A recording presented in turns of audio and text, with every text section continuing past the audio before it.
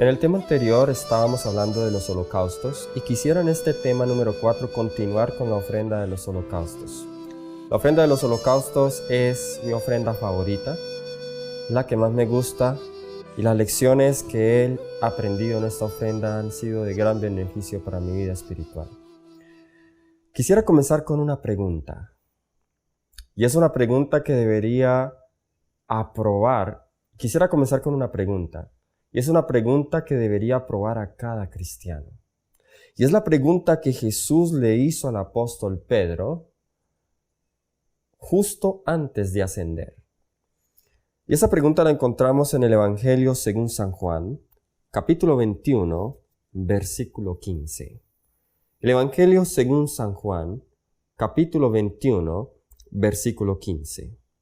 Cuando hubieron comido, Jesús dijo a Simón Pedro: Simón, Simón, hijo de Jonás, ¿me amas más que a estos?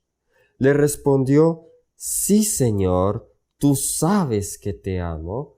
Él le dijo: apacienta mis corderos. Vemos que Jesús aquí le hace una pregunta a Simón y vemos algo particular en la forma en cómo Jesús se dirige a Simón, y es hijo de Jonás.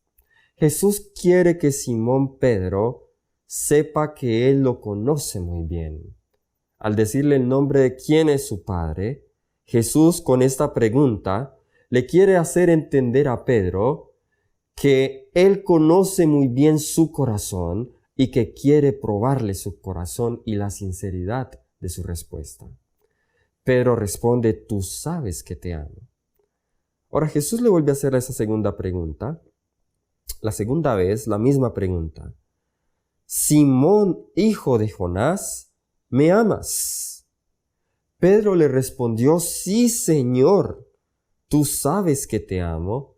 Le dijo: apacienta mis corderos. Versículo 17 le dijo la tercera vez: Simón, hijo de Jonás, ¿me amas? Ahora, ¿cómo crees tú que Pedro se estaba sintiendo en este momento? Después que alguien, imagínate, te pregunta a ti: oye, ¿tú me amas? Digamos que tu esposa te pregunta, a tu esposo: ¿tú me amas? Tú le respondes: sí, te amo.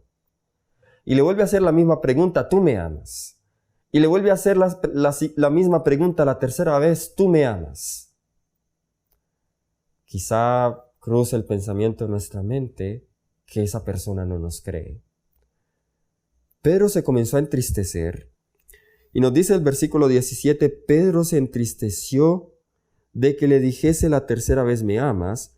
Y le respondió, y noten algo diferente a la respuesta: Señor, tú lo sabes todo, tú sabes que te amo.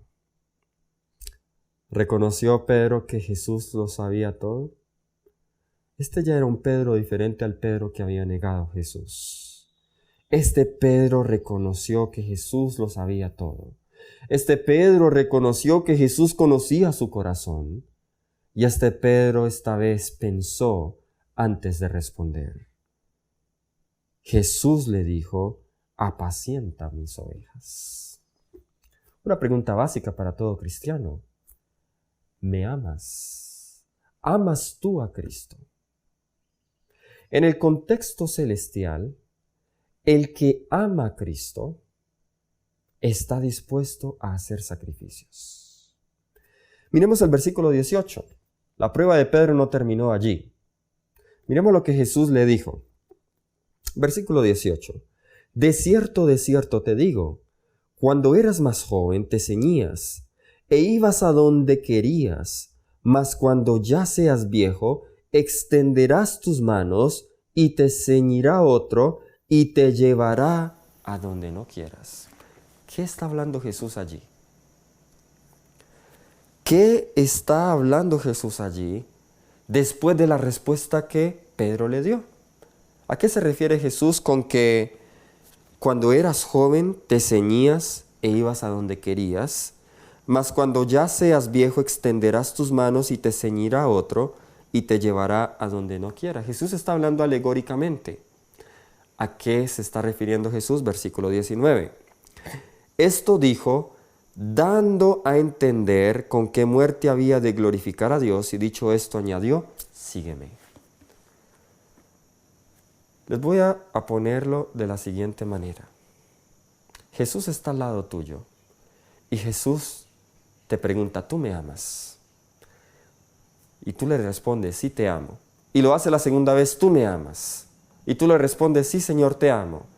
Y le hace la pregunta la tercera vez y tú le respondes, sí Señor, tú sabes que te amo. Luego Jesús te dice, bueno, si tú me amas, sígueme, apacienta mis corderos y esta es la forma en que vas a morir por mí. Vas a morir como un mártir. ¿Aún quieres seguirme? Fue una prueba difícil. No a todos Dios les ha revelado cómo van a morir. Pedro ha sido uno de esos pocos a quienes Dios le reveló, Jesús mismo le reveló cómo iba a morir. ¿Quiénes hoy estarían dispuestos a seguir a Cristo si Cristo les mostrara en detalle cómo van a morir? Y más aún que van a morir por su causa. Cristo les dice, vas a perder tus hijos, vas a perder tu esposa, por mi causa, vas a perder tu propia vida, van a torturarte. ¿Estás dispuesto a seguirme? Esa fue la prueba para Pedro. Ahora de nuevo te pregunto, ¿amas tú a Dios? Si lo amas, debes estar dispuesto a hacer cualquier sacrificio. Juan 3:16 es un versículo muy conocido y nos dice, porque de tal manera amó Dios al mundo que ha dado su Hijo unigénito para que todo aquel que en él cree no se pierda, mas tenga vida eterna. Miremos ese verbo clave que está allí, porque de tal manera amó. Porque de tal manera agapao Dios al mundo. ¿Y cómo demostró Dios su amor al mundo? Dando a su Hijo unigénito. El sacrificio, que es el resultado del amor, no es dar cualquier cosa, es darlo todo. Y dar lo mejor que nosotros tengamos por amor a Cristo. Dios, por amor al hombre, dio lo mejor. El cielo no podía dar un don más grande que el don de Cristo Jesús, del Hijo de Dios. Quisiera que nosotros vayamos al Antiguo Testamento y nosotros miremos algunas historias de la Biblia donde vemos este principio reflejado en el Antiguo Testamento. Quisiera que vayamos al libro de Génesis. Génesis, el capítulo 12. Vamos a Génesis, capítulo 12, versículo 7. Esta es la historia de Abraham, cuando Dios lo llama a que dejara su tierra, su parentela y la casa de su padre. Ahora les voy a dar un poco de contexto. Abraham fue llamado a Canaán, una tierra que él no conocía, y no sabía dónde iba a ir. Era una tierra que estaba poblada por tribus paganas idólatras. Dios llama a Abraham a esta tierra desconocida como un peregrino. Y vamos a mirar en unos pasajes que vamos a leer qué vemos en común en cada uno de ellos. Versículo 7. Y apareció Jehová a Abraham y le dijo, a tu descendencia daré esta tierra, y edificó allí un altar a Jehová, quien le había aparecido. Vemos aquí, en este versículo, que Abraham edifica un altar. Vamos al capítulo 13, vamos al versículo 4. Nos dice, al lugar del altar que había hecho allí antes, e invocó allí a Abraham el nombre de Jehová. Ahora vamos al capítulo 13 y al versículo 18. Abraham pues removiendo su tienda, vino y moró en el encinar de Mamre, que está en Hebrón, y edificó allí altar a Jehová. ¿Qué vemos en común en estos 3 versículos que hemos leído? ¿Qué hacía Abraham a donde quiera que él iba? Abraham edificaba altar a Jehová.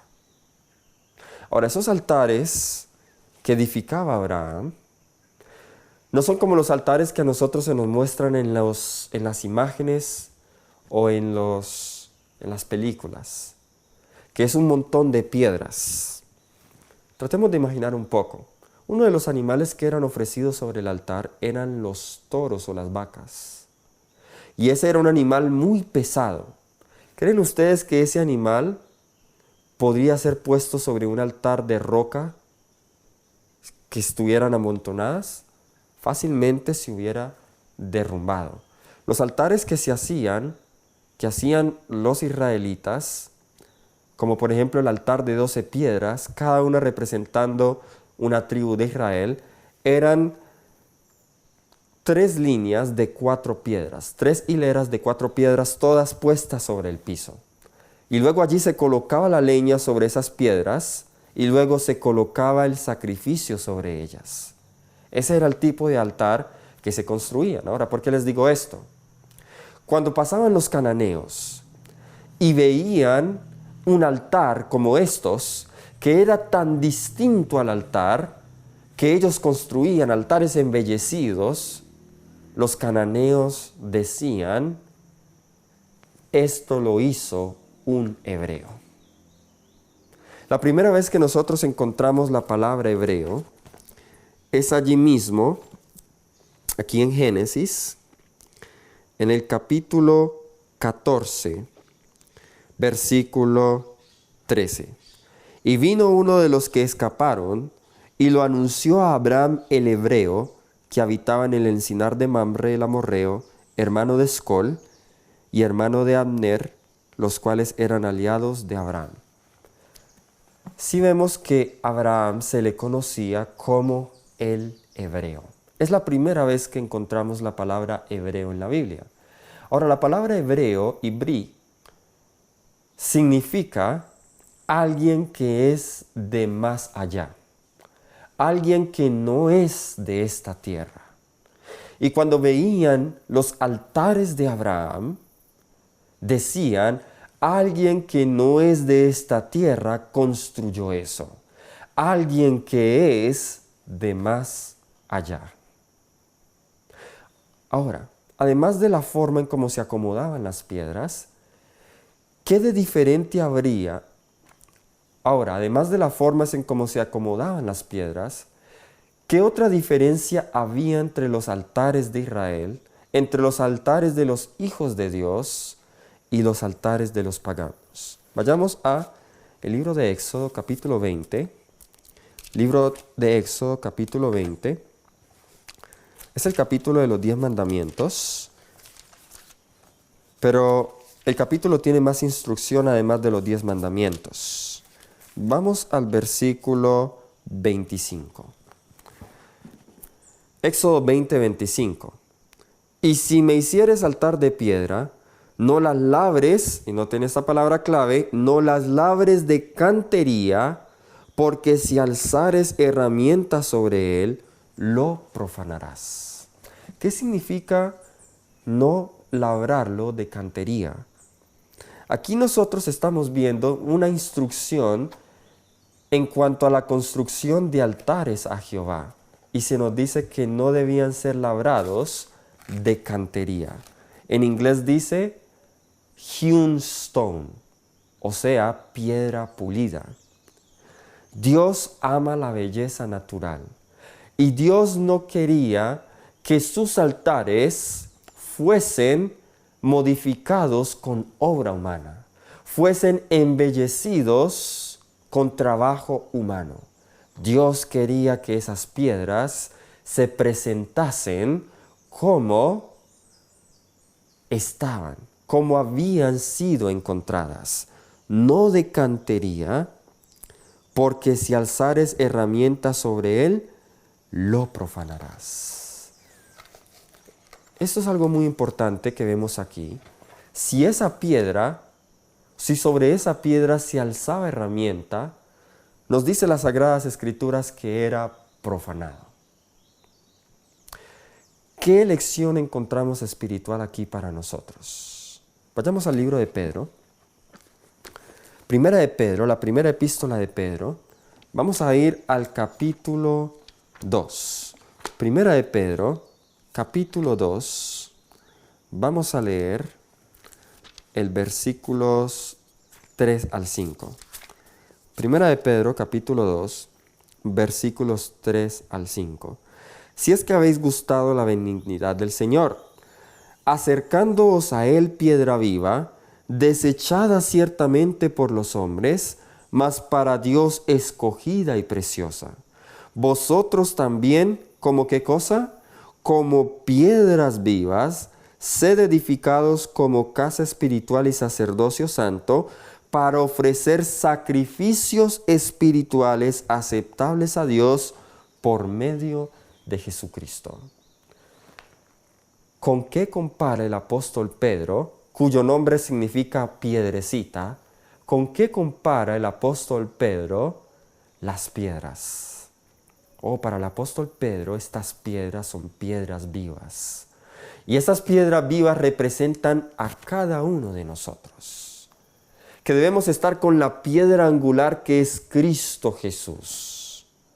Es interesante que cuando nosotros hablamos de Cristo Jesús como la piedra angular y lo comparamos con lo que nos dice Isaías 53, que dice que en Él no había ninguna apariencia externa para que le deseamos, entendemos mejor lo que dice Éxodo 20:25, que la piedra no debía ser pulida de cantería y sobre ella no debía ponerse herramienta. Dios ama la belleza natural y cada uno de nosotros somos piedras vivas. Si amamos a Dios, estaremos dispuestos a hacer cualquier sacrificio externo que trate de embellecer mi cuerpo innaturalmente, yendo en contra de la naturaleza. Me explico. ¿Cuáles son algunas cosas que nosotros podemos usar para embellecer nuestro exterior? Allí mismo en 1 de Pedro, capítulo 3, versículos 3 al 5. Vuestro atavío no sea el externo de peinados ostentosos, de adornos de oro, de vestidos lujosos, sino el interno, el del corazón, en el incorruptible ornato de un espíritu afable y apacible, que es de grande estima delante de Dios, porque así también se ataviaban en otro tiempo aquellas santas mujeres que esperaban en Dios, estando sujetas a sus maridos. Cualquier atavío externo, peinados ostentosos, joyas, maquillaje, vestidos deshonestos, cualquier cosa de esas que son usadas para embellecer la apariencia exterior, es una modificación de la piedra que Dios quiere que se presente en su forma natural. ¿Sabe cuando nosotros nos ponemos maquillaje? Cuando nosotros nos colocamos vestidos escotados, cuando nos pintamos las uñas, o cuando nos pintamos el pelo, o cuando hacemos cualquiera de estas cosas, ¿sabe qué le estamos diciendo al Señor? Señor, ¿sabes? Creo que tú te equivocaste al crearme y creo que yo soy más bonita así. Creo que tú te equivocaste del color de uñas que me diste. Creo que las uñas mías debiste haberlas creado de este color porque me veo más bonita. El Señor quiere belleza natural. Vamos a ilustrar eso en otra historia del Antiguo Testamento. Estamos aún en el mismo punto de presentarnos como piedras vivas, sacrificio vivo. Y estamos aún en los altares del holocausto. Ahora vayamos a Génesis capítulo 35. Usted recordará la historia de Jacob. Jacob había dejado la casa de su suegro, Labán, y ahorita él iba a encontrarse con Esaú. Él se había reconciliado con Esaú y ahorita Dios le pide que vaya a Betel. Ahora vamos a mirar aquí que Dios le pide a Jacob que haga algo en medio de su familia para poder ir a Betel y adorarle. Capítulo 35, comenzando con el versículo 1. Dijo Dios a Jacob: levántate y sube a Betel, y quédate allí, y haz allí ¿qué cosa? Un altar al Dios que te apareció cuando huías de tu hermano Esaú. Entonces Jacob hizo a su familia y a todos los que estaban con él, y les dijo: quitad los dioses ajenos que hay entre vosotros, y limpiaos y mudad vuestros vestidos. ¿Qué fue lo que Jacob le dijo a su familia? Jacob quiere hacer aquí una reforma dentro de su familia, porque su familia había sido influenciada hasta cierto grado por la idolatría cuando estaban allá donde Labán. ¿Y qué es lo primero que Jacob les dice? Quitad los dioses ajenos. Ahora pregunta, ¿cuáles son esos dioses ajenos? Comúnmente nosotros pensamos que es una estatua de oro, una estatua de madera, una estatua de plata, una imagen. Pero miremos en el contexto de este pasaje, ¿cuáles son los dioses ajenos? ¿Qué es lo primero que qué es lo primero que Jacob les pide? Dice, limpiaos y mudad vuestros vestidos. Vemos aquí que uno de los dioses ajenos eran los vestidos. Y Jacob les dice, mudad vuestros vestidos. Versículo 4. Así dieron a Jacob todos los dioses ajenos que habían en poder de ellos, y los zarcillos que estaban en sus orejas, y Jacob los escondió debajo de una encina que estaba junto a Siquem. Al entregar sacrificio a Dios, al ir a Betel, a la casa de Dios, a ir a reunirnos y a encontrarnos con Dios, Dios te dice a ti y a mí, quitad de en medio de ti los dioses ajenos.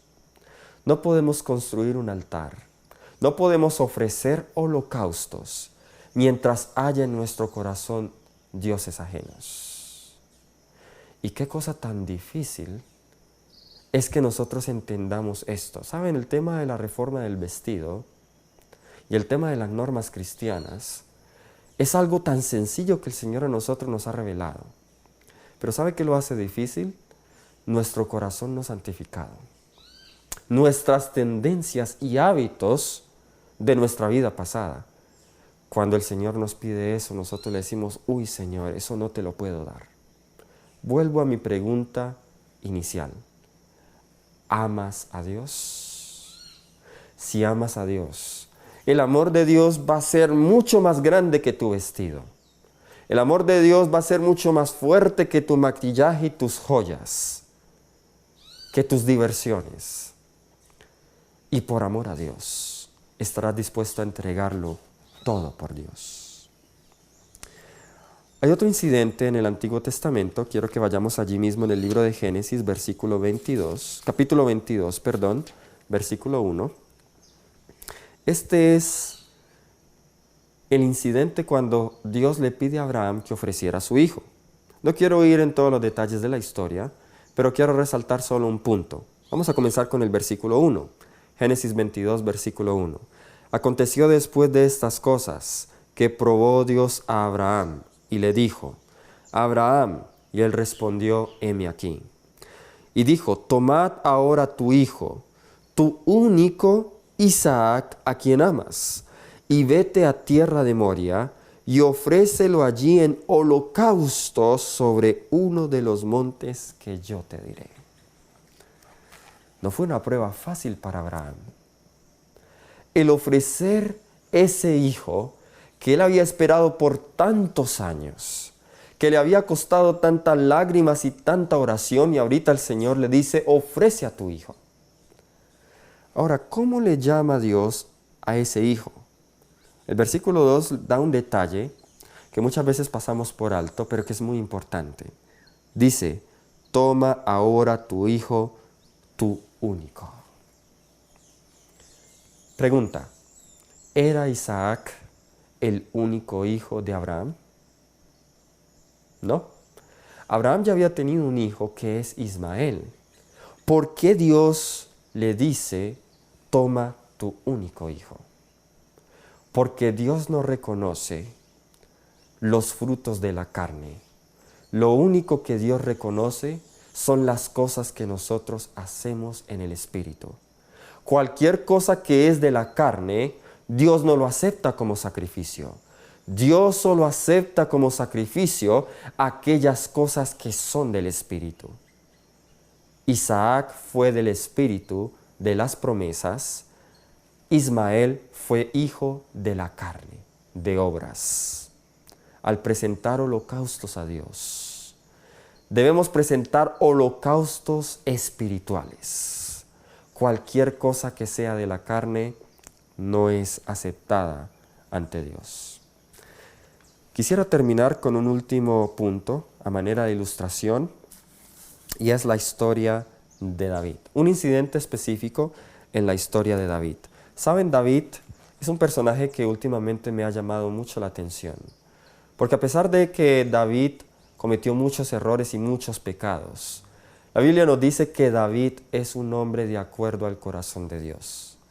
No lo era mientras estaba en pecado, pero cuando David se arrepentía, cuyo arrepentimiento era sincero y profundo, y cuando servía a Dios de todo corazón, su servicio excedía muchas veces lo que Dios esperaba de él, y era un hombre de acuerdo al corazón de Dios. Estamos estudiando los holocaustos, y los holocaustos en resumen me enseñan que todo mi ser es Dios. Y vamos a ver esa lección en este incidente de la vida de David. David quería construirle templo a Jehová. Y el profeta Natán le había dicho a David que él le construiría templo a Jehová. Pero Dios manda al profeta Natán con un segundo mensaje. Y le dice, no le digas a David que va a construir templo a Dios, porque él ha derramado mucha sangre, pero su hijo Salomón le construirá templo. Primera de Crónicas, capítulo 17, versículo 10. Las Sagradas Escrituras nos dicen, vamos a comenzar desde el versículo 9. Asimismo he dispuesto lugar para mi pueblo Israel, y lo he plantado para que habite en él, y no sea más removido, ni los hijos de iniquidad lo consumirán más, como antes. Y desde el tiempo que puse los jueces sobre mi pueblo Israel, mas humillaré a todos tus enemigos, te hago saber, además, que Jehová te edificará casa. Vemos aquí la promesa que Dios le hace a David. David quería edificarle casa a Jehová, pero Jehová dice, tú no me edificarás casa, pero yo te voy a edificar casa. El libro de Lucas capítulo 1 versículo 32 nos menciona el cumplimiento de esa profecía que Dios mismo le da al rey David. Lucas 1, 32. Vamos a notar aquí un detalle interesante en cuanto al trono de David. Lucas capítulo 1, versículo 32. Nos dice la palabra del Señor. Este será grande, hablando de Jesús, y será llamado Hijo del Altísimo, y el Señor Dios le dará el trono de David su padre. Dios establecería el trono de David para siempre. Ahora, ¿por qué David y no Enoc, o Abraham, o Moisés, o Elías? David estaba dispuesto a hacer más de lo que Dios le pedía. Y por eso yo creo que aparece el nombre de David. Dios le edificaría casa, le edificaría reino a David en Cristo Jesús. No solamente porque David era rey. Y voy a ilustrar lo que acabo de decir. David, Dios le prohibió o no le permitió que le construyese casa.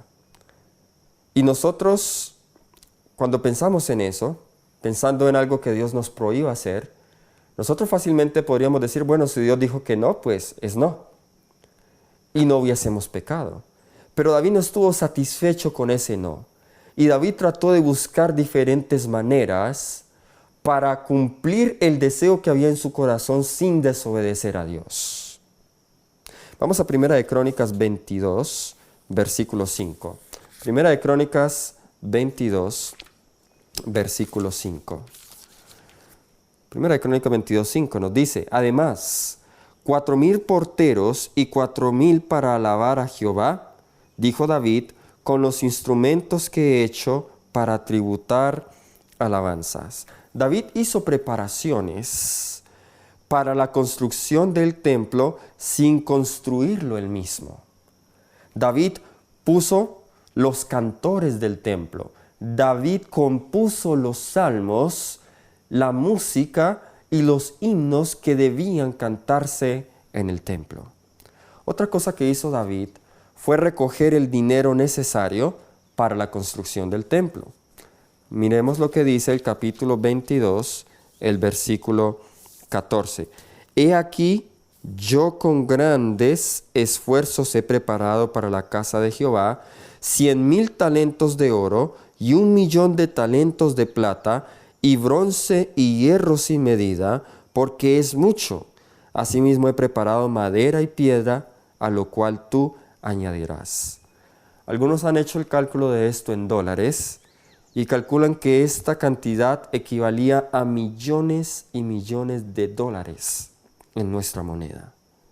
David recogió mucho dinero para la construcción del templo.